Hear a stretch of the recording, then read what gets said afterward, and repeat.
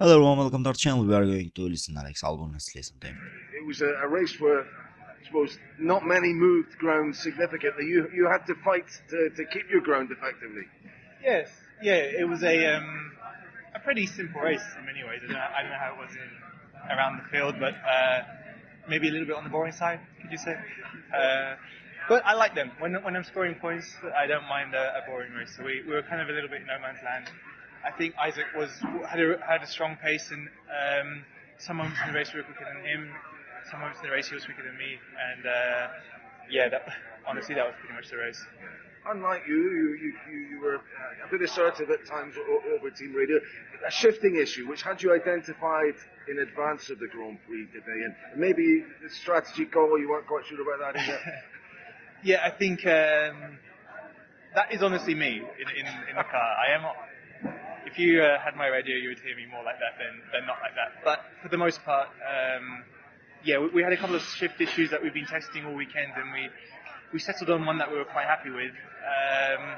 But it didn't feel like the one that we settled on at the start of the race. So it felt a little bit like what we were driving with in FP1 and FP2, which I wasn't too happy with. And then made the changes, fixed that. Strategy-wise, it was more just because Max overtook me on track, and then we boxed the lap after, and I felt like we just lost unnecessary time in that exchange. So that was all. Well done today. Thank you. Yeah, with that issue, I think he just had a amazing race and he just finished at 10th position.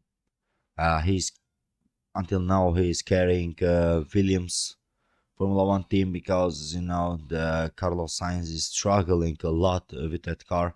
He's just in a learning phase on that car, but it's a problem for the Williams.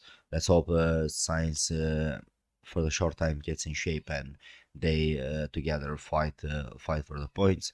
But generally they are for the midfield teams with RB and Williams, they are looking pretty good, and they are, I think, leading midfield teams.